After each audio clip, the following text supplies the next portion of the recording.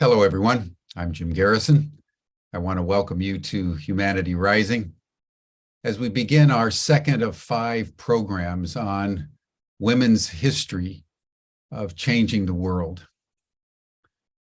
Today, we want to note as we begin that it was this day, April 4th, back in 1968, that Martin Luther King was assassinated on a motel balcony in Memphis, Tennessee. He was there to support some sanitation workers who were striking for better pay and better working conditions.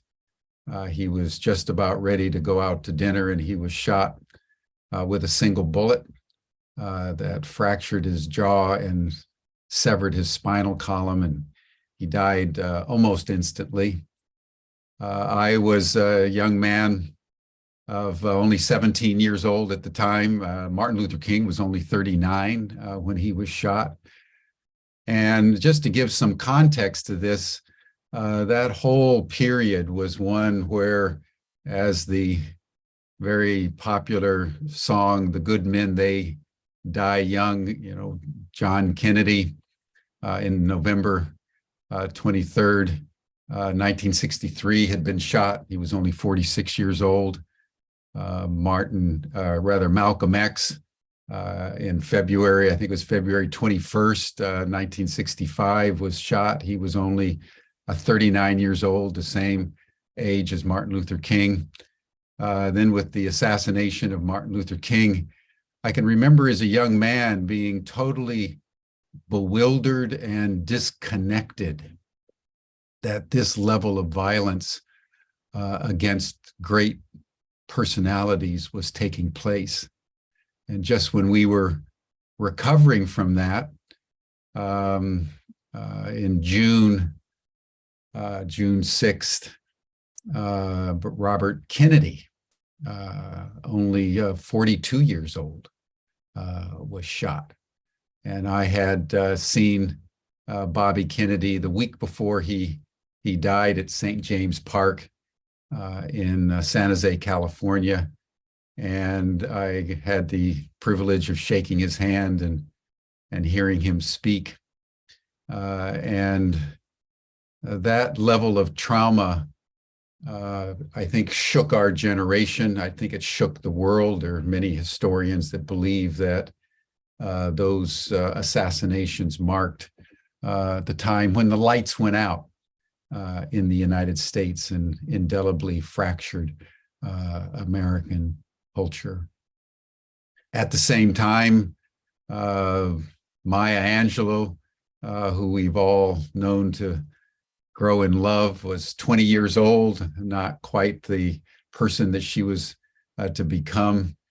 And that contradiction that we all hold in our lives between the evil that we witness and sometimes are victimized by, but also the celebration of lives that navigate through the torment and the suffering and become shining lights to us all, like Coretta Scott King, Maya Angelou, the others that we'll be talking about this week, are part of what Jung called the antinomial nature of reality that we human beings in each and every one of our lives have to grapple with as we seek to contain the light and shadow dimensions of a reality that seems intractably oppositional.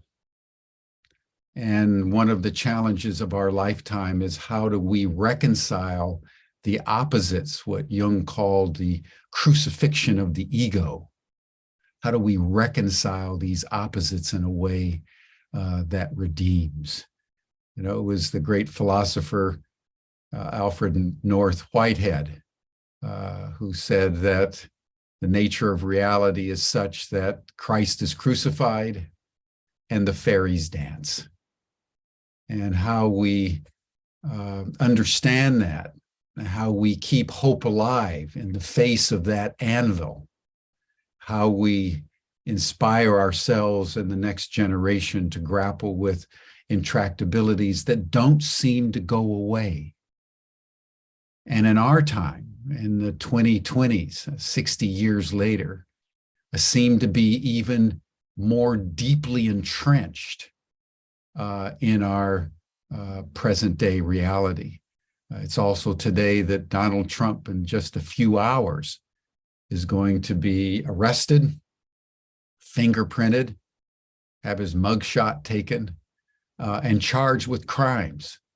And that is also part of our reality. So I just want to note that today as we commemorate the importance of this day in American history, and I would say in world history. And this is one of the things that we at Humanity Rising seek to honor with what Mikhail Gorbachev called ruthless realism, that sometimes we need to look reality right in the eye, no matter how savage it seems, because it's against that backdrop that the triumphs and the accomplishments and oftentimes the unheralded nobilities that we humans are also capable of shine forth, because the light only becomes the light against the darkness. So it's in that spirit I want to welcome all of you today and ask all of you, invite all of you now, as we do every day as we begin our programs, to just take a moment to breathe together consciously and coherently. In a moment, for those of you who are new, you'll hear the sound of a bell.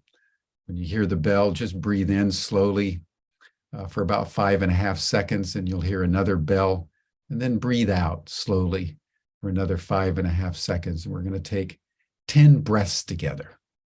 And as we breathe together, let us remember Martin Luther King and all those who've fallen for the cause of justice.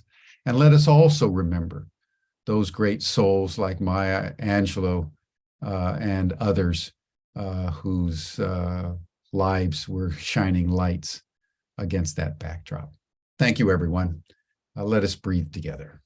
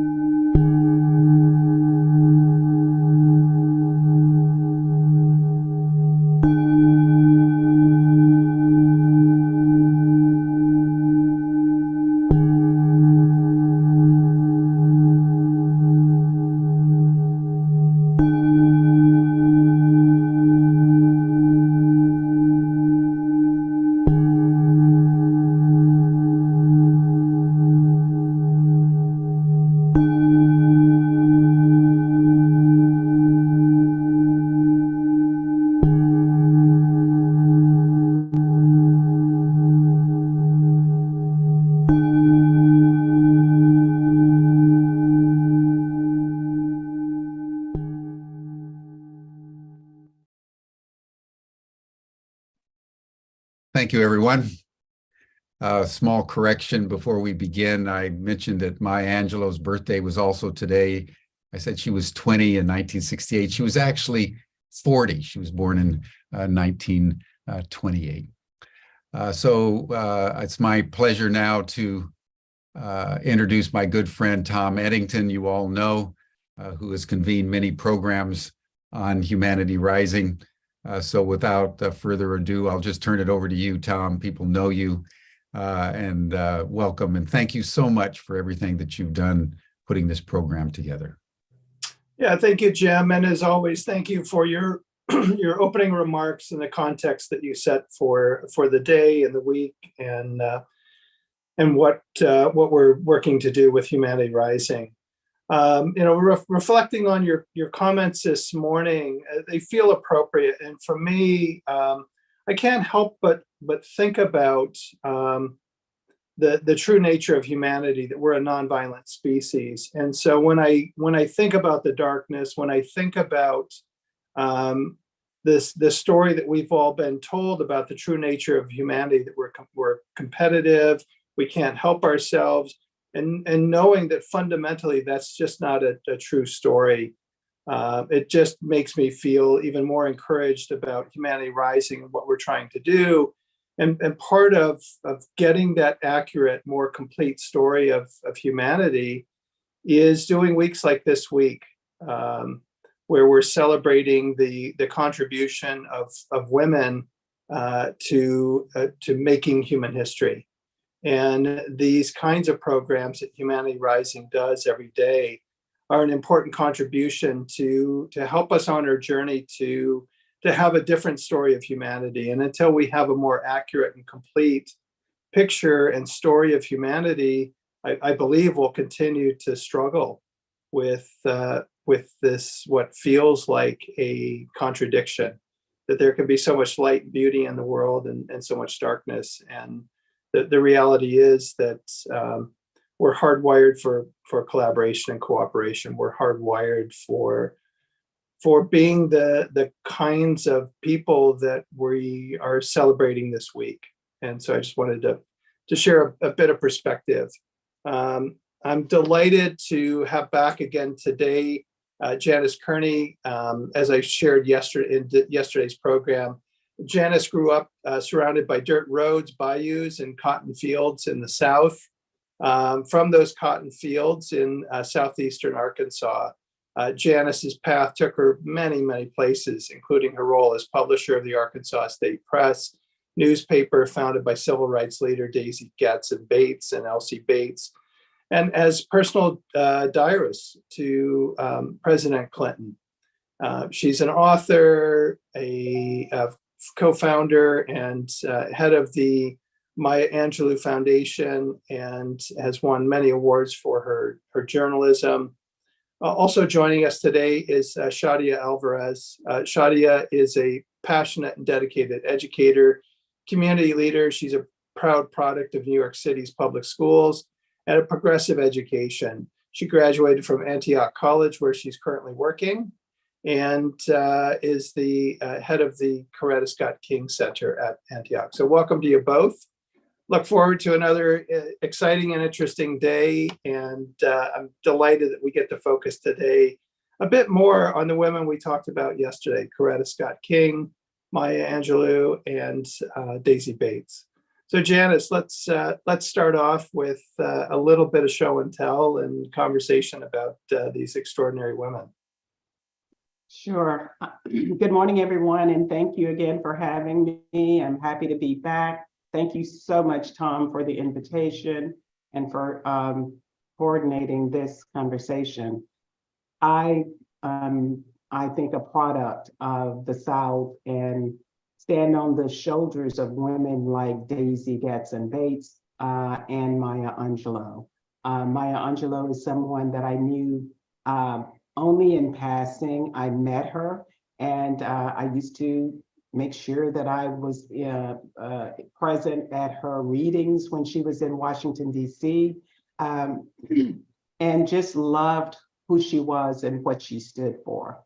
Daisy Bates is someone that I met very early and at 16 years old, and kind of shaped my life, I think, in her image as much as I could.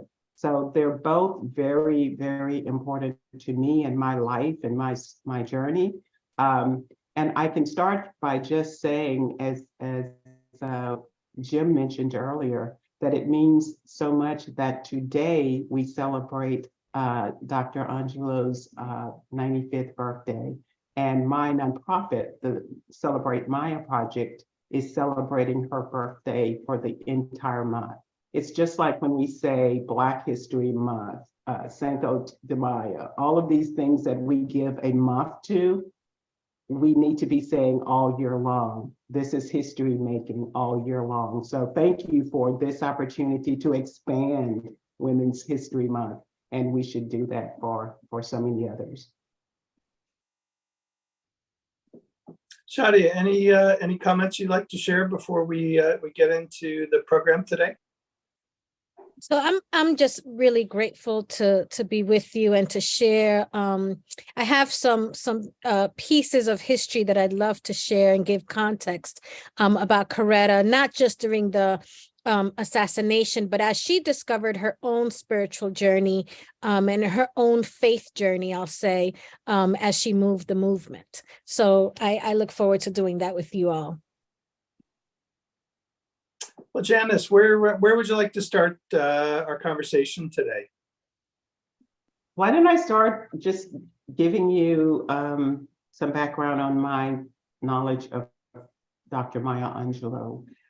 Because again, I knew her a lot less than I knew Daisy Bates, but of course we know her footprint in American and world history. I think I mentioned yesterday that I met her during the time that she made the historic poem, spoke the historic poem at President Clinton's inauguration in 1993. And that was my first time meeting her. I knew of her, I read her book. I Know Why the Caged Bird Sings in college. And that was because I didn't know any African-American authors growing up down in Gould, Arkansas. But I read her book and it changed my life. It made me realize that there were people who were doing amazing things that had some of the same experiences and walked the same journey to some extent that I did.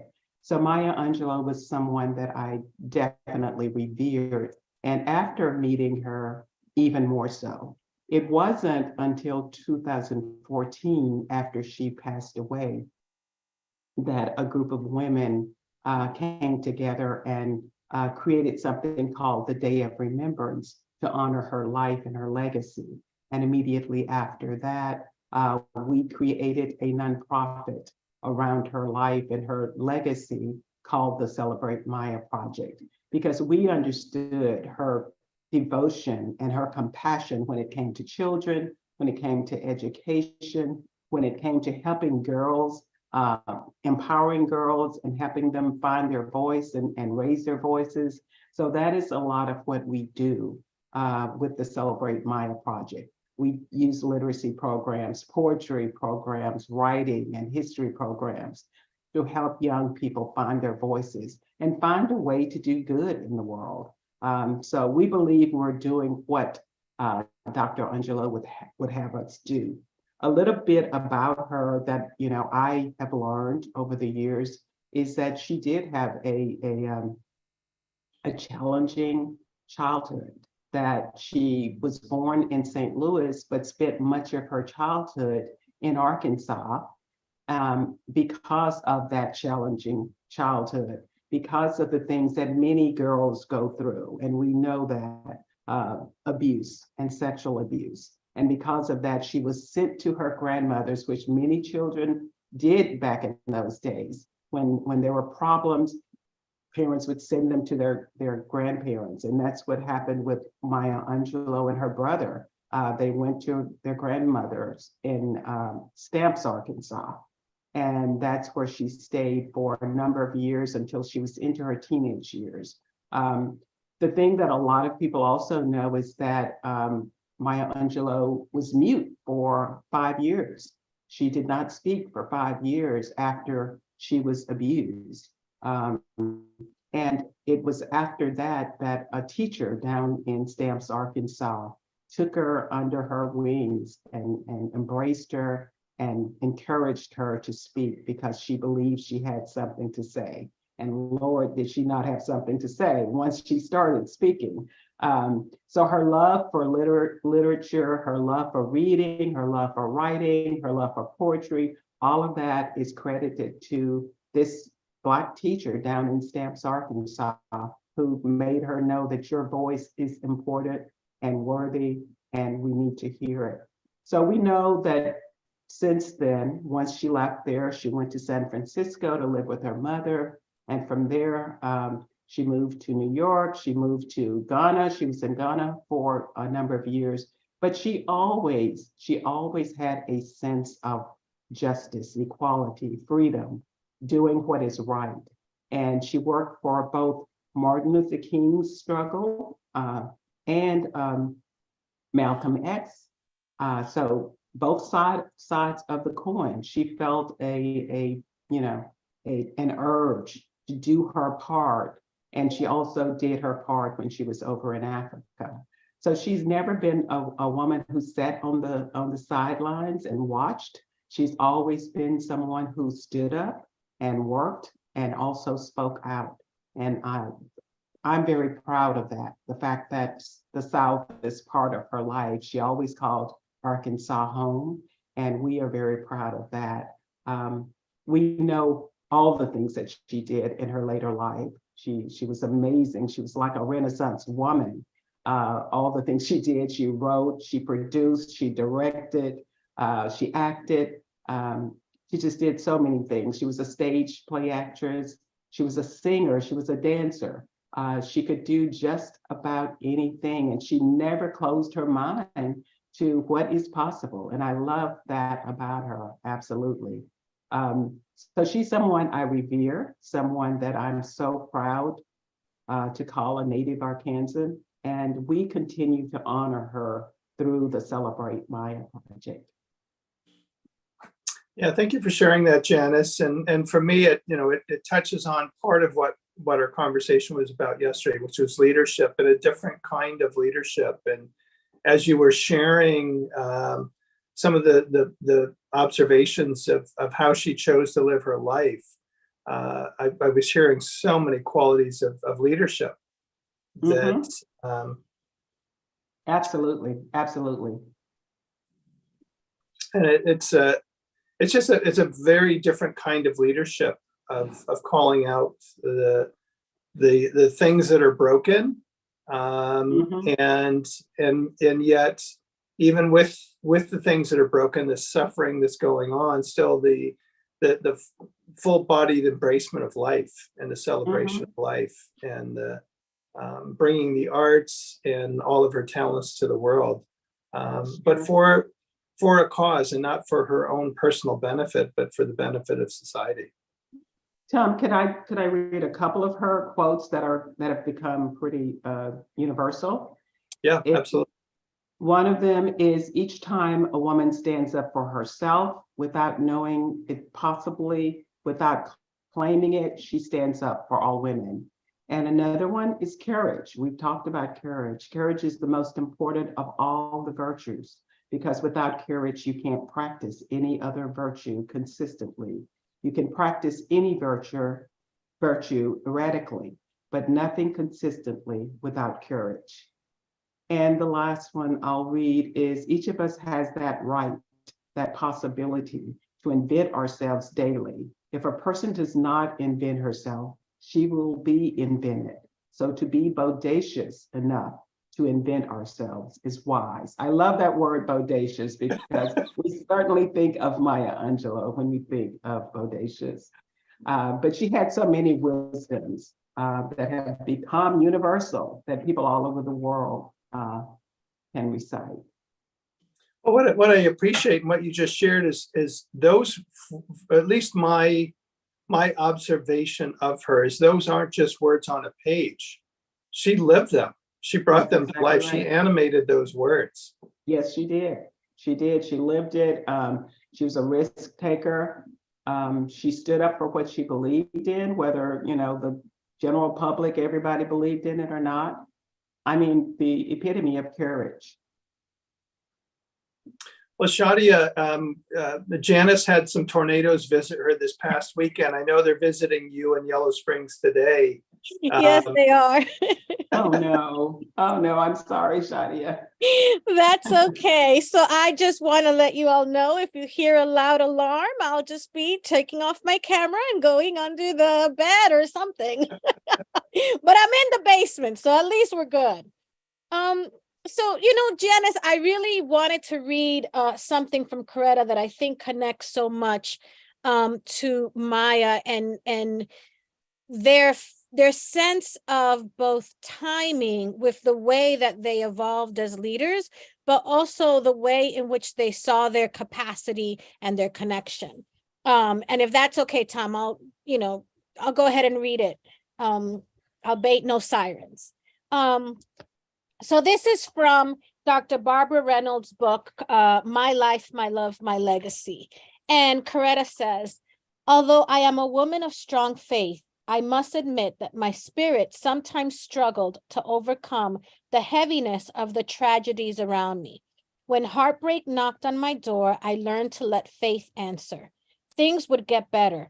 Evil would not prevail. It was something I had to train myself to believe in order to keep on going. I had to keep on going. We had to keep on going. I also learned that I had to hold on to the good and empowering moments so that I could return to them and steady my grip when the inevitable next tragedy struck. Such was a time when I got the horrible news of the infamous Klan murder of the three Freedom Riders, Black Mississippian James Chaney, and two white New Yorkers, court staffer Michael Schwerner and volunteer Andrew Goodman. And I say that to say that even on this day, as we think about the legacy of Maya and the beauty that she brought into the world, the realness of that beauty, right, through her poetry, and we think of the assassination of Dr. King and many others, I also think about the power of faith that didn't allow these women to stop. At every moment, they said, we have to keep going, not just for us, for them. There's another part in the book where she talks about the importance of being strong for her children, but yet knowing what friends she could call when she couldn't be strong for her children, right? And she talks about those friendships, that sisterhood, as being pivotal to her as she developed and began to think about, well, what do I do now that Martin's not here? Right? How do I make sure that this does not fall apart? And Michael Schwerner and Andrew Goodman, Michael's Schwerner's past, was assassinated also, and his brother Steve Schwerner was a faculty member here at Antioch, and Andrew Goodman's brother David Goodman was also here at Antioch and a member of our board. So the line of movement builders is very connected. It doesn't just happen. It is part of also the conditions and the environments in which we create, and develop. The other piece that I wanted to read, and it's also because of the comment around, nonviolence, is that, after Coretta, worked through some of her grief, she decided that she was going to participate in a New York City event to end the war in Vietnam. And she shared this letter, which I thought, interestingly enough, is about Vietnam and the Vietnam War, but really it's also about what we're doing today. And she wrote, "My dear friends of peace and freedom, I come to New York today with a strong feeling that my dearly beloved husband, who was snatched suddenly from our midst, slightly more than 3 weeks ago now, would have wanted me to present today. 3 weeks. Though my heart is heavy with grief from having suffered an irreparable personal loss, my faith in the redemptive will of God is stronger than ever before. I would like to share with you some of the notes from my husband's pockets upon his death.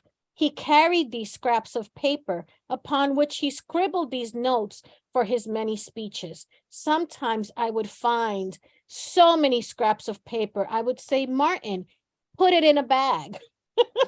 Perhaps these were early thoughts or ways for him to create his writings, but this is what I have so far. I am sure he would have developed and delivered them in his usual eloquent and inspired fashion. I simply read them to you as he recorded them. And I quote, the 10 Commandments of Vietnam on Vietnam. Thou shalt not believe in a military victory. Thou shalt not believe in a political victory. Thou shalt not believe that they, the Vietnamese, love us when we do not love them. Thou shalt not believe that the Saigon government has the support of the people, for we are the people. Thou shalt not believe that the majority of the South Vietnamese look upon the Viet Cong as terrorists. We must look further. Thou shalt not believe that the generals know best. Thou shalt not believe that the enemy's victory means communism. Thou shalt not believe that the world supports the United States. Thou shalt not kill. You have worked with and loved my husband so much. You who have kept alive the burning issue of war in the American conscience, you who will not be deluded by a talk of peace, but who press on in the knowledge that the work of peacemaking must continue until the last gun is silent. In this speech, I want to address the women in the audience, the women, the power of this nation that can be the power which makes us whole and heals the rotten community now so shattered by war and poverty and racism. I have great faith in the power of women who will dedicate themselves wholeheartedly to the task of remaking our society. And so that's a lot. I mean, we could unpack this in so many ways, but the message was go further than the picture that is being presented or what you see on the surface. Go deeper and connect with the people that are actually doing the heavy lifting, right? And how do we also in Coretta's own words, how do we have faith be the connector as opposed to a task or a goal or a thing, right? How do we have our service for humanity be that which connects us all? So, I thought that was something that I keep picking up from all these women, this commitment to something so much bigger, so much bigger. Yeah, I think what really struck me and what you shared, and thank you for that, was it wasn't naivete opening the door. It wasn't optimism opening the door. It wasn't keeping the door closed. Yeah. It was faith that opened the door. And it's such a powerful image and metaphor for having faith open the door, because in the face of all of the obstacles, in the face of all of the reasons why you would keep the door closed, to be opening it from faith or having faith open the door. It's beautiful. That's right. And for me also, when she shares that these were scraps of paper that he had in his pockets, for me, that's also a huge statement, because we often think of leaders and leadership as these perfect people that just go up there and they know what they're going to say. I mean, even us, I don't know what I'm going to say. I'm sharing from my heart, right? But if we believe that leadership is about perfection, then we actually are not really doing leadership, right? And that those scraps of paper were thoughts, ideas, things that happened, I'm sure, in Martin's experience as he walked through his day, but allowed a window into a vision that was so much bigger. And so for me, when I tell my students, I want my students to believe that those little scraps of paper might seem like nothing right now, but they're gonna lead to something, right? If that makes any sense in my articulation. Yeah, absolutely. And I love that Coretta noted that about him, and also was willing to share it. It's a very private and intimate part of their relationship, and that she would make that available through this book and through her own sharing is beautiful and important. It's very important. Yeah.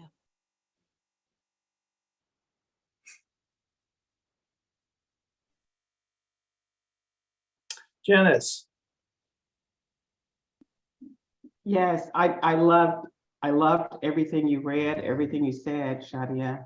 And that's what I love about storytelling and story sharing, that you find this piece of another person that you didn't know, a piece of a person like a Martin Luther King and a Coretta Scott King.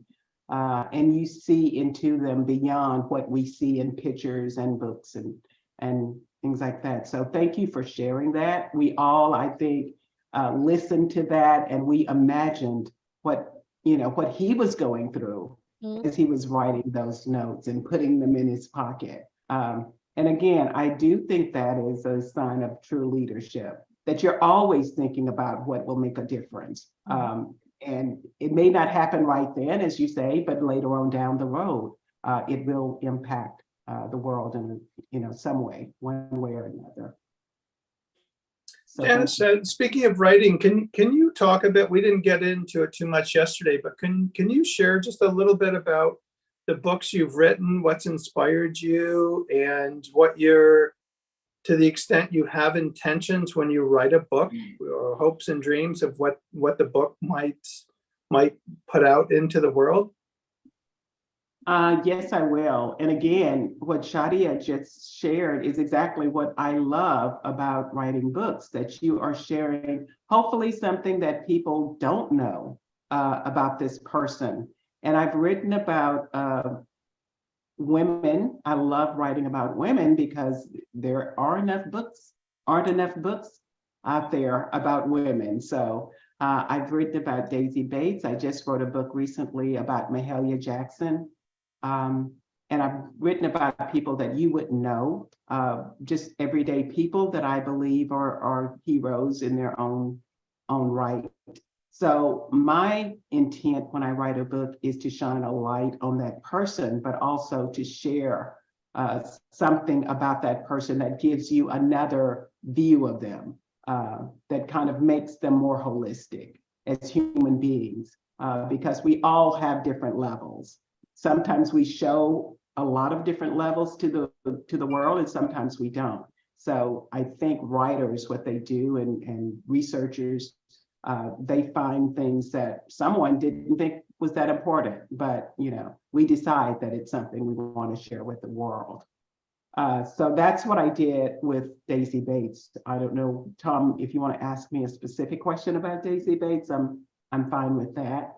Yeah, very much like you did with talking about Dr. Angelou. If you want to just share a little bit, because I suspect there, outside of Arkansas, there aren't a lot of people who know of her and the extraordinary woman that she was and the contribution she's made to our world. That's exactly right. And one of my missions have been to make sure that people know about her. That was one of my missions in writing my book about her. If you can see it, Daisy Between a Rock and a Hard Place. And I wrote it in 2013 about her life. I had, of course, I shared that I worked with her, but one of the things that I knew was that I wanted to write about her life. Daisy had a very hard early childhood as well. She was an orphan. She was left on the doorsteps of her parents' friends when she was a toddler. Her mother was murdered by white men, and they never went to trial. They never went to prison for it. Her father ran away because he was threatened when she was killed. So she actually grew up with two adopted parents. And she didn't learn about what all had happened to her until she was 7 or 8 years old, 8 or 9 years old, actually. And once that happened, once she learned about what had happened, she became a very bitter child. She hated whites most of her childhood with a vengeance. Her adopted father, on his deathbed, implored her to get rid of her hate. and to use that emotion for something good, to find a way to do something good with all of that pent-up bitterness and hate. And eventually she would. She fell in love when she was 15 years old with a man who was 28, who was what they called back then a race man. He talked about civil rights. He talked about how do we make things better. He sold insurance. He became a friend of the family, met Daisy Bates. Daisy Bates would sit in the middle of the conversations between Elsie Bates and her father, and eventually they fell in love. She left home very early, 17 years old, I think, with this man to move to Memphis, Tennessee. And 10 years later is when they started their newspaper, the Arkansas State Press newspaper in Arkansas. And it was a very prominent newspaper. African-American newspapers were extremely important during that time. Jim Crow era, pre-civil rights era, that was our lifeline to what was going on around the world, around the country. So they were amazing publishers. He was a fiery editor, said exactly what he believed. She was the face. So she would go out and purchase ads while he wrote. And they became very, very well known. They received awards for their newspaper. Eventually, Arkansas needed a state president of the NAACP. Daisy Bates became one of the first female presidents of an NAACP. There was a lot of pushback for her as a woman, first of all, but also as someone kind of new to Little Rock, who wasn't like part of the Little Rock scene forever. So she had a lot of naysayers. But, you know, she persevered. She had no idea when she became president of NAACP that she would be thrust into the 1957 integration crisis. It was right during the same time that they were pushing to integrate schools in the South. And Arkansas was kind of selected. Central High School was selected because it was the high school in Arkansas. It was it was voted one of the most beautiful high school in the country. It was $1 million high school during that time in the 50s. So the NAACP decided, okay, that's a good place for us to start. And it was on. Daisy Bates against Orville Faubus, against, I don't know whether you all know of Orville Faubus, but he was our governor during that time. And he was, I say he wasn't truly a segregationist, but politically he was a segregationist. And he stood in the door of the high school. He brought the National Guard in, supposedly to protect the children as they went into the school. But we know that it was actually to keep the students out. So this was Daisy versus Orville Faubus to a great extent. The fight was on for a couple of years. He closed the high school, supposedly to protect the students because there was, a lot going on. So some of the Little Rock 9, which were actually 9 students who were selected to go to the school, some of them ended up going to other schools, other states. So they were not able to graduate from the school. Ernie Green, which some of you have probably heard about, was the one student to graduate that first year from Central High School. But that was Daisy Bates' place in the world. She took it on almost single-handedly. Again, she had pushback from both the Black community because they felt like she kind of usurped that position and it should have gone to somebody else. And of course, she had pushback from the white community because they did not want integration. They felt, we are a really nice community. Let's just wait until things are, settled down, until people are ready to integrate. We know that never happens unless there is somebody actually working toward that. And she was that person. And she became the face of the Central High integration crisis. She was the person that became known in Washington, D.C. She, after, I guess, 1959, after things died down a little bit, she was invited to become part of the Democratic National Committee. She became, very well known by President Kennedy and then President Johnson. So she became a pretty much world-renowned. During the integration crisis, actually, people all over the world got to know what was going on. They saw the pictures. If you guys just Google Elizabeth Eckford, you will see some pictures that will make you very, very sad to know that this is what inhumanity looks like. Adults screaming and spitting and fighting, all because they didn't want Elizabeth Eckford, who was the only one walking to that school that first day, to go into that school, which impacted her life, for the, her world for the rest of her life.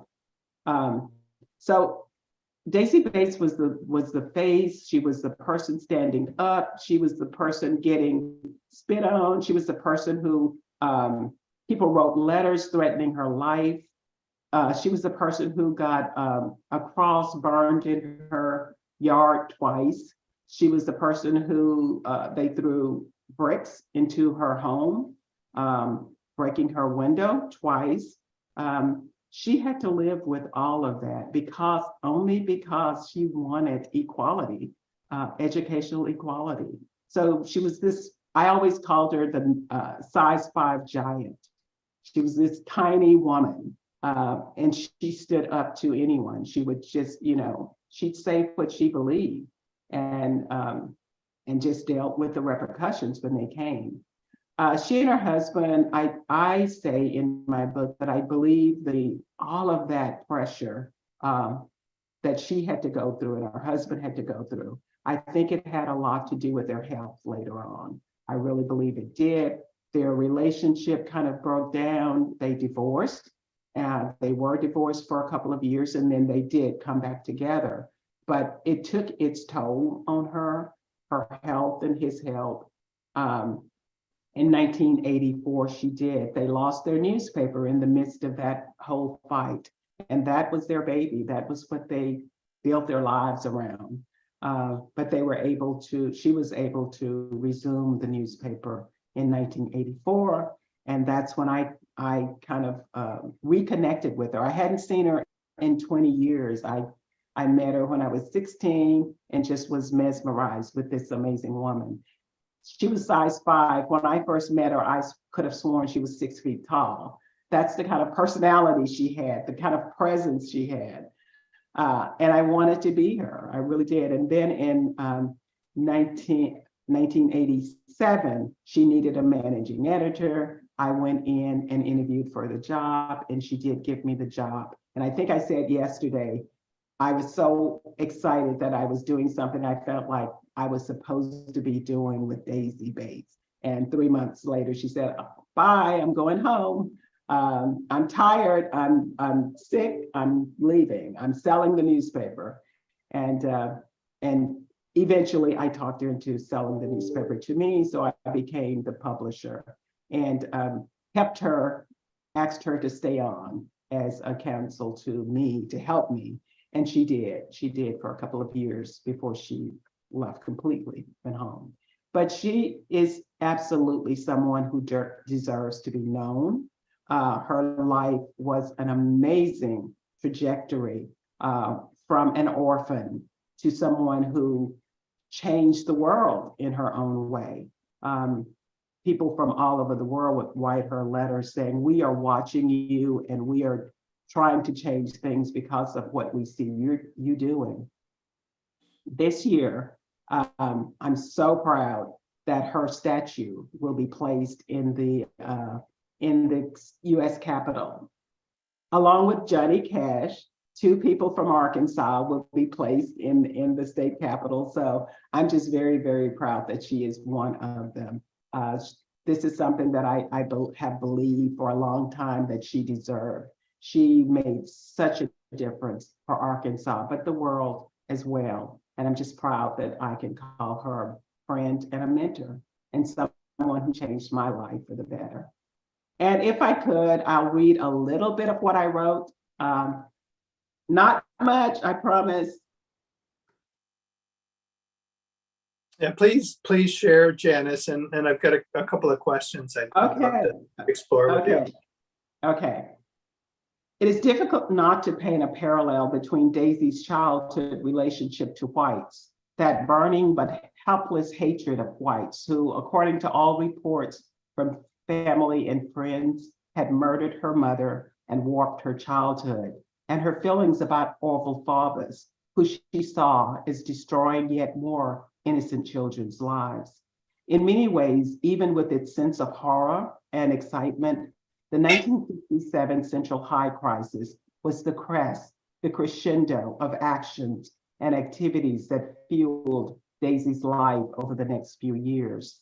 For while there comes a time in the midst of the 57 crisis that she questions her role and the sanity of it all, more often she accepts with fortitude and conviction that this was an opportunity that fate or God or both presented to her, and she dare not pass it up.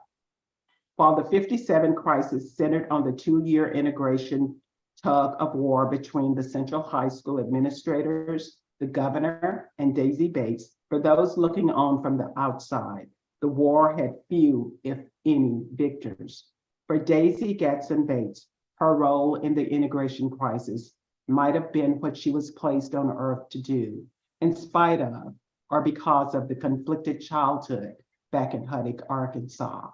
Hate was something Daisy Lee Gatson would embrace as a child, and though she believed she had ridded herself of that early hate to save herself, the 57 crisis would likely cause its reappearance. Unfortunately, its reappearance would happen as she moved into her middle years, a most inopportune time for a woman's emotional conflicts as she dealt with the 24-hour stresses of the life she chose. It is most likely that Daisy had repressed rather than resolved the bitterness that planted its seed the day the Huddick butcher sent her home with fat rather than lean meat and dared Daisy to question him.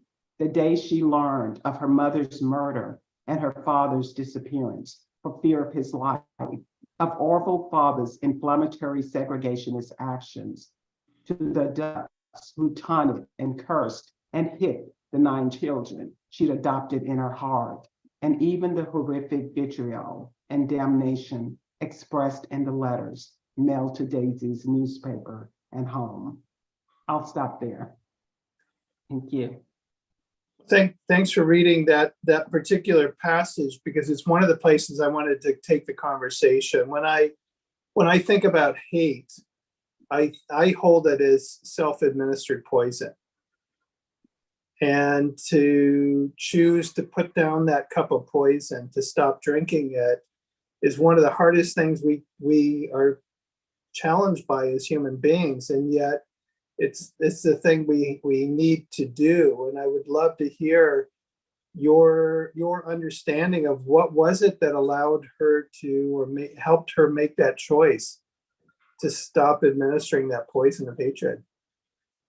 I do think it was her love for her father and her belief that if he said it, that it was probably true, that she needed to get rid of the hate. But also, I think it was the fact that she met Elsie Bates, who was offering something bigger than her, bigger than that hate, actually fixing the world rather than complaining about it and being bitter about it. He was, I think, the person who really got her into civil rights work. And I think we can all be grateful for him. And he's not talked about very much, but I made it a point to talk about him in my book. So I think it was the combination of those two. And as she began her work as a newspaper woman, I think when life gives us opportunities to do more than just sit and think and wallow in our hate and our bitterness, I think that always helps us go beyond, go beyond that. I think all of those things helped her. And of course, the integration crisis, the opportunity to make things better for children, to equalize things as far as education was concerned. I think that made such a difference in who she was. She became bigger than who she was with that as a mantle. Yeah, I think the other distinction you made was that she hadn't fully processed it. She was able to sort of tuck it away, but Yes. it did return, and it did affect her life later. And that's, as hard as it is to stop drinking that poison, it is really important to fully process it. Right, absolutely. And it's an ongoing process. You can't just put it away and that's the end of it. You have to continue to work on it. Yeah. Well, the other piece I'm curious about is, because you did know her, you had the opportunity to work with her. Could you share a little bit about what kept her going? There were plenty of opportunities for her to quote unquote get off the treadmill or get off the path that she was on, but she kept going. What was it that kept her going? I truly think it was her belief that she was going in the right direction, and she was bullheaded. She wasn't going to let anyone make her get off that track. She believed in what she was doing. She loved children. She believed every child has a worth, and what she was doing, she knew was right. She knew it was right for a child to be able to go to school and learn, regardless of their color or regardless of where they live. She knew that, and she refused to give up on that. So I think it was her stubbornness, her bullheadedness, but also in her heart, she knew what she was doing was right. She was not one of these, faith was important to her, but she was not like one of those people who went to church on a really regular basis. She had a real sense of right and wrong. I think that's what kept her going. And I know you didn't have the kind of relationship with Dr. Angelou, but what's your sense of what kept her going? I also think that she was bullheaded and stubborn. And she had this sense of integrity, for one thing, and a sense of right and wrong. And I think a lot of people's childhoods do kind of define who they become and what's important to them. And I'm sure all of these women, both of these women, neither of these women would say, okay, I got up and I remembered what I had gone through, so this made me do something. But in their subconscious, I'm sure it was there. These are the things I suffer. If I can make life better for children or future adults and leaders, then I want to do whatever I can to make that difference. So I really do think their childhoods, to a certain extent, had something to do with who they became. And Shadia, what's your sense of Coretta and what kept her going? We're not able to hear you. Can you hear me now? Yep, that's better. Yes. Okay, perfect. I think it was that that focus and stubbornness and just, I know we can do this, and I have to stay focused on it to keep all these distractions away. There's a part in the book that Coretta talks about. She really wanted people to see that the world was accessible in ways that we could not see because our hearts were not open to it, right? Mm-hmm. And she talks about being full of love so that hate had no place, which is funny because I see that as a slogan nowadays, all over the place. But she really believed that if you fill yourself with love, there's no place for hate. It will not enter, and that will keep your vision clear. Janice, you're going to laugh at this, but there's a beautiful part in the book also where she talks about her friendship with Maya. and she talks about the importance of laughter and of having a friend that she could laugh with. And Martin actually saying to Coretta, you should go hang out with Maya some more because you need to laugh some more. So it, it's filling yourself with love and a joy that when the problems come, you can hold them at some kind of bay, and not being naive about that. Because there's another part of the book where she describes the conversation she had with Martin about him possibly not lasting forever, right? In their coupled world, right? And the number of attacks and how Martin was so calm about saying, yeah, you're right, I might not be here as long as we would want, but while I am here, let's make it really amazing, right? And let's do some things that keep us and our family in a place of joy. So I think that that's part of the formula, not to say it's not hard, but to really be diligent and disciplined about making sure that you are working from a place of love. And Janice, I have to say, and we talked about humility yesterday. I think that you being able to both share with us the Daisy Bates story adds you in to that continuum. I didn't know Daisy's story. I know a lot of my students did not. This is how we learn, but this is also how we uncover all these versions of who a leader is in our society and who is not, by really pushing ourselves to learn more from people like Janice and other folks that are now doing some of this work, and Coretta and the King family. So I'm very grateful. Let me turn the spotlight back to the two of you. What keeps the two of you going? Go, Shadia. Go ahead, Janice. Oh, wow. What keeps me going? I think knowing that there are so many untold stories, that's just so important to me, that there are people who've made such a contribution to the world, and we don't recognize them, we don't honor them, we don't know them. So of course I can't write all those stories, but the stories I do choose to write, I want to choose stories that really lift humanity, lift women, lift people who are nameless until we learn what they've done and what they've contributed. So I think that's what keeps me going. And again, my childhood. I don't think about it every day, but I know that the things that I experienced, the good and the bad, has a lot to do with who I am, and it has a lot to do with what I choose to do each and every day when I get up.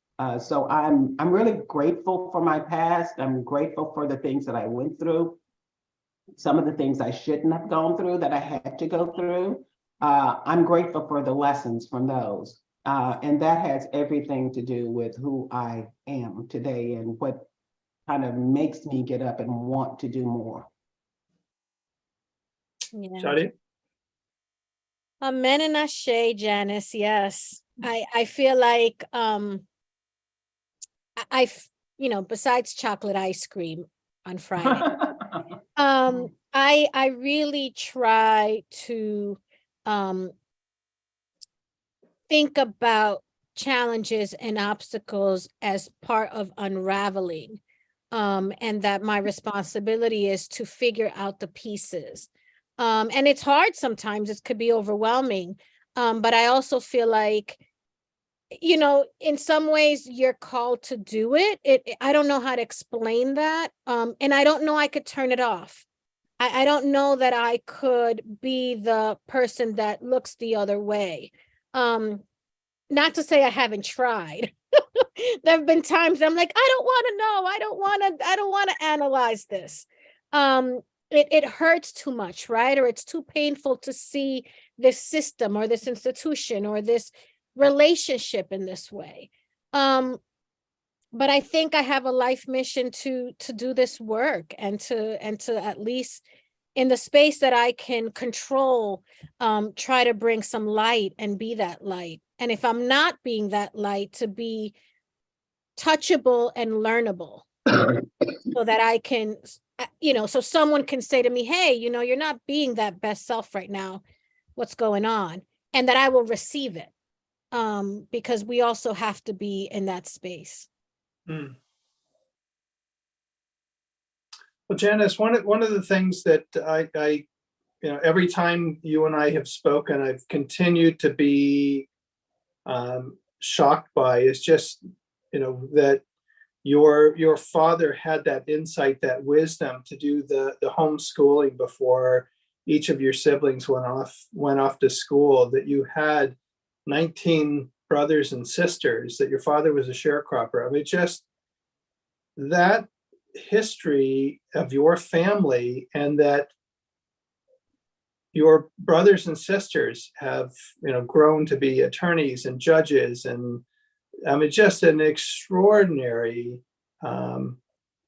contribution to our country, to society. And I'm just wondering if there's anything more there that you'd like to share. Thank you, Tom, for that. I really appreciate that. And I think when I wrote my first book, it was a memoir called Cotton Field of Dreams. And that book is my love letter to my parents, saying to them, I could not be who I am. I could not have experienced all the things that I've experienced, except that you were wise enough to prepare us for it. My father at that time was 98 years old. I had a New York agent who loved my book, who wanted to represent me, but told me that the book wouldn't be ready for publication for 2 years. I said, no, this is a love letter to my father. My mother had passed away by that time. That's when my husband and I decided to publish, create a publishing company. There is nothing that I've been able to do except for that childhood, both my mother and my father. My mother, who wasn't a big talker or a storyteller like my dad, had that wisdom, had that backbone, had that understanding of how important education was, how important the values, how important faith was. All of those things, we could not have made it without them instilling that in us. And we have a family reunion every year. And that's one of the things we sit down and talk about. All that we were able to gain from growing up in that little sharecropper's 2 acres down in Gould, Arkansas. So we are, because of them, absolutely. I'm a storyteller because of my father. He was an amazing storyteller, and I fell in love with his storytelling. My faith and my sense of values comes from both of them, but certainly my mother, who was such a woman of faith. And I just wouldn't be except for them. And I just think my childhood was worth its weight in gold. We grew up not knowing we were poor. We knew we were lucky. We knew we were blessed to have parents like we had. And Shadia, it's the same with you. Being born in Puerto Rico, growing up in the Dominican Republic, coming to the U.S., and being having the journey that you've had. Is there anything more you'd like to share about that and how that's shaped who you are? Well, I think that definitely from whom we come, whether it's direct parents or the folks in the community, that were part of our source of strength and reflection. But I will also say that, I'm thinking a lot about environment right now, and what are the spaces and places that I was, maybe unconsciously placed in, that have helped me become who I am. And I think about that a lot with my daughters, Stan put something in the chat, they're listening to all of these conversations when they're home. And sometimes I wonder, like, is this going to be helpful to them as they unravel their own world experience, And sometimes they try to challenge me and I'm like, oh my goodness, where are you getting that? Oh, I understand. That was my last meeting, right? And so I think that the way that we move through the world has a lot to do with the people that we love, but also what we're open to. And I think that our young people right now, my little ones are 8 and 10. The world is so different for them. And so I feel like that's also part of the responsibility, as Janice's father passed to Janice minds to, pass to them, and, just stick through it, As we invite Jim back into the conversation, I just want to comment that I truly wish that our leaders in the public arena in particular, but all of us as adults, put more care and attention on the world that we were creating, bringing our children into. It's very troubling at times. Mm-hmm. Welcome back, Jim. Thank you. Well, I have to say first, Janice, as a father of 2, what your parents pulled off, isn't that some kind of a world record? No, I don't think it's a world record, definitely not, but it is a record of a kind. My family was recognized by Ebony magazine for having the most children with the most education down in Southeast Arkansas. That was back in the 70s, yeah. Because that's extraordinary for a single woman. I mean, at any time in history to have 19 children. It is. What was the span between the oldest and the youngest? 30 years. 30 years. And the rest of us were pretty much stair steps. And you were which one? I was number 14.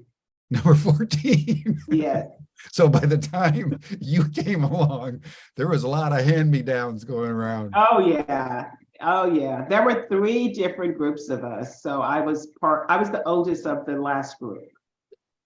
Extraordinary. Extraordinary. Wow. Beautiful. Well, I wanted to start with you, Janice, actually, around Maya Angelou, because one of the extraordinary characteristics of Maya was that her main body of work, as I understand it, was writing autobiographies. Normally people write one autobiography, a memoir, when they're like 80 years old or something like that, looking back on a life. But she wrote 7, if my memory serves me correctly. And a question that I want to ask, particularly given the story you told about Daisy, was my memory of Maya's own biography was that she was raped by someone when she was only 7 years old. And I think her father and some friends then killed the guy. And as a result of that trauma, Maya stopped speaking for an extended period of time. Mm-hmm. And I was just wondering, given your knowledge of her, the connection between that childhood trauma and the fact that she processed her life through 7 different autobiographies over time, because like Daisy, she had every reason to hate and to be disconnected, but somehow the 2 of them were strong enough in their own beings to move into that dark side and process it in a very, very powerful and obviously inspirational way. Would love for you to tell us more about all that and how that shaped Maya Angelou's profession and personal odyssey as a writer. Yeah, I think trauma really can work 2 ways. We either use it, for good, to kind of express ourselves, or we let it kind of destroy us. And we don't do a lot with it positively. So I think what happened after those 5 years of not speaking, she had a lot to say. There had been a lot going on inside of her that she hadn't expressed. And as we know, she was a very vociferous woman. She talked a lot. She had a lot to talk about. And I think that's what happened once Mrs. Flowers, the teacher, the English teacher, kind of pulled her voice out of her. She never stopped after that. And even into her adulthood, she continued telling her story because she learned or figured out it was worthy of telling. The whole thing with her not talking was her mother's boyfriend who raped her. And he had told her not to tell anyone. And she had promised that she was not going to tell anyone. She had promised her mother also that she wouldn't talk about it. And she told her brother who she was very close to. And after she told her brother, that's when the man ended up dead. And in her young mind, it was her fault. The fact that she had shared it with someone and then he ended up dead. And it was after that that she stopped talking. At some kind of way, she connected the fact that she had spoken. So there was a lot going on in her mind and in her body and spirit during those 5 years, absolutely. And once she started speaking, at the same time that she started speaking, she started falling in love with writing and reading and expressing herself through that, which that was one of the things the teacher said. This is how you can express yourself. And she used that for the rest of her life. And I think autobiography or memoir, whichever you want to call it, I think that was what she used to get through life, to tell her story, to use her voice. That was something that maybe the teacher dared her to do. Tell your own story and share it with the world. And I think that she did that for the rest of her life. And we're so blessed that she did, because we learn from her stories. We learn from her wisdoms. I mean, everybody, she's universal as far as the things that she write about and speak about. Yeah.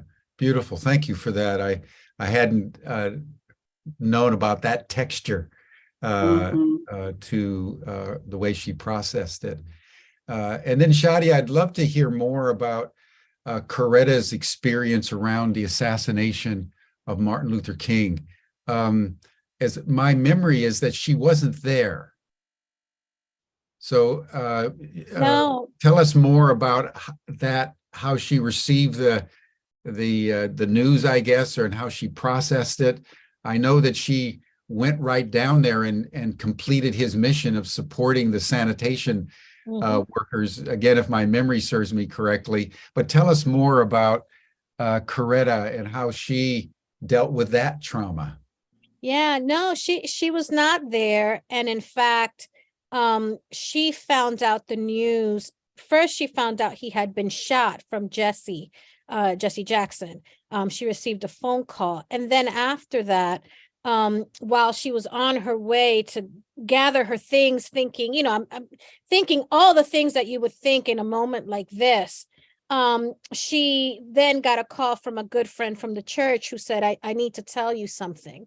So at that moment in the book, she talks about, I knew he was dead, but I also knew that I needed to think carefully about what I needed to do to both protect my children and make myself look strong, even if I wasn't.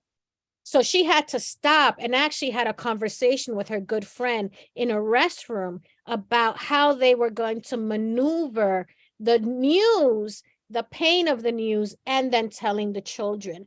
And back to something you said, Tom, earlier, when she told the children, they had different reactions, but her daughter said to her, Mommy, how can I hate, or can I hate the person that did this to Daddy? And she said, no, We must not do that. Your father would not want us to, but also that's not who we are. So even in the rawness of that moment, she's holding to her values and who she is as a human being and what she knows this mission is about, this movement that is bigger than Martin, right? I mean, I don't even know how to think that way, you know. I can't even imagine that, but we must in order to do this work. The other thing that I think is really powerful is that Coretta and Martin had conversations about the threats and the amount of pushback he was getting and the forces, if you will, whether they were the government or the Ku Klux Klan or, you know, whatever the forces were at that time. And her sister, Edith, at one point said, you know, Coretta, he's not going to be with us much longer. And it's in the book. And she says, you know, every single time my reaction had always been a joke, a sidebar. And this time, a few days before, it had to be, I think, April 2nd or 3rd, she says, all I could feel around me was silence. And so to think about also the power of faith and whatever faith you believe in or whatever, you know, vehicle you believe in terms of spirituality and or religion or, you know, et cetera, that there was something so powerful in her that she was able to access, that in a moment like that, she felt the silence. And that was only 2 days before he actually got shot. And so I say that to say, obviously, you know, we could talk days about, you know, how he was assassinated, who did it, how did it, but the ability of us as human beings to generate connection within ourselves and to that around us, you know, whether it's Mother Earth or higher spirit, also speaks to our ability to be able to see humanity. Right. And so Humanity Rising for me is about figuring out how to center that, because we can't be better human beings without it, you know, without those connections. So I think that was a long way of answering the question, but I hope I was able to answer it. Well, no, I mean, in fact, I was wanting to probe that as a second question is, what was your understanding of how Coretta understood the assassination? Did she have her own sort of opinion or perspective on what happened? Because I think there was, you know, like with the Kennedy assassinations, there was, you know, almost unanimity that it wasn't a single gunman in either case, nor was it, as you know, the case with Malcolm X. And I just was wondering how she processed that and what she thought actually happened. Yeah, I mean, she does in the book. She talks about knowing it was coming, but also knowing that the perpetrator, if you will, was more than just one person, and the connections within government. In fact, she talks about, you know, Hoover, Edgar J. Hoover, and his belief in the negativity, the prolific negativity of what Martin was doing and other Black leaders. And she goes into depth about how for her, she could not center all of her energy on just going after the person that they showed in the media cycle, that she really needed to work behind the scenes to try to get herself some answers, while also knowing that this was so much deeper and that the chances of her getting the answers were really small. And so she did a lot of that work behind the scenes. The family did a lot of that work behind the scenes. She talks about it in the book. And I have to, you know, there's also another part in the book where she says, you know, who could be okay with us losing, you know, Bobby and Robert and Martin? Like what was our country thinking? And so for her, it wasn't just about Martin, you know, it was even bigger. Yeah. And so that, you know, and, you know, I mean, I'm sure there's a lot more that we could go into about that, but that's the hard part about these systems, you know. You know, and it's worth remembering too that even as she felt the silence, Martin Luther King also gave that very famous "I've been to the mountaintop" Yes. Speech, so that he clearly, Yes. as did Malcolm X, Yes. had a premonition that something was happening, and it's an extraordinary revelation of their character that they didn't run down the mountain and go find a cave somewhere.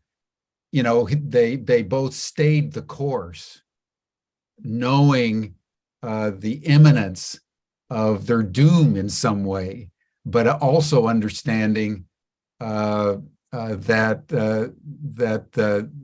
they needed to be who they were in the face of whatever was coming at them, and to feel the same strength with Coretta is an extraordinary revelation. They say circumstances don't make a person as much as reveal a person, and those circumstances revealed the nobility of both of them almost simultaneously.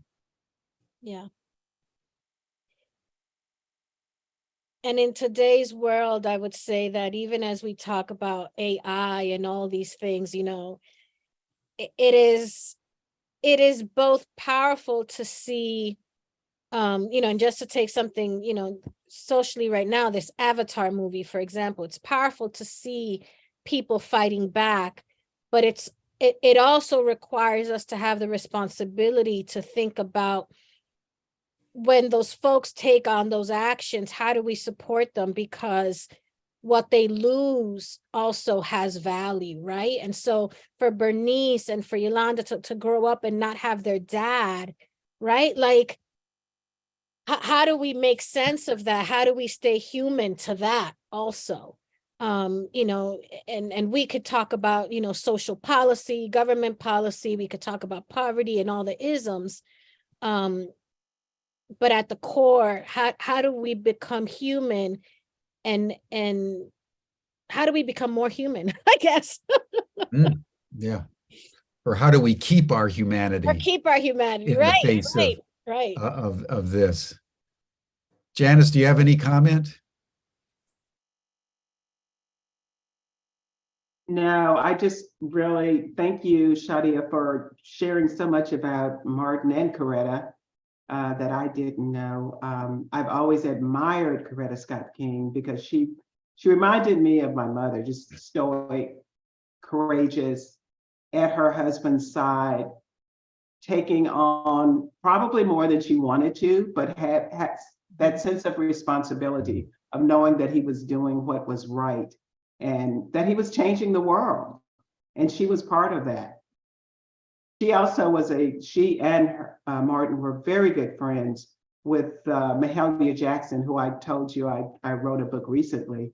And Mahalia and Martin were very, very close, which also made Coretta close to them. And he was the one who encouraged and challenged Mahalia Jackson to step up and become a part of the struggle, become a part of the civil rights struggle. And she became one of his biggest allies and fundraisers, actually. So yeah, I think a lot of women really understood what he was about, and he had that charm that he could actually get people like a Mahalia Jackson to become a part of his fight and his struggle. Well, maybe tomorrow you could tell us a little bit more about Mahalia Jackson. She was such a magnificent soul and singer and presence. Yes, and again, my reason for telling her story is that there's so much more to her than what we know about her, what we knew about her. Yeah. Well, that brings us to a close, I think, everyone. Tom, do you want to make a final comment and tee us up for tomorrow? Yeah, I'll just share that we've got a couple of surprises for tomorrow. I won't reveal them. I'll encourage people to come and join us tomorrow as we continue this program on celebrating these incredible contributions of women, in particular African American women, who have helped weave the fabric of American history, and really look forward to tomorrow's conversation. Thank you, Tom. Thank you, Shadia. Janice, this has been another splendid program. Thank you for everything you are in the world and everything that you're reminding us of at a moment when we need to be reminded of the basic nobility that resides in all of us. And again, 19 kids. I still can't get over that, Janice. It's true. That's more than a Nobel Prize. That's in a different category. I have one. Okay, everyone, that does it for us for today. You're all welcome to the after session chat. You'll see the link in the chat box, and then we'll see you all again tomorrow for day 3 of this 5-day program on how women's history of changing the world is something that needs to guide us in our present moment. Thank you all. Bye for now.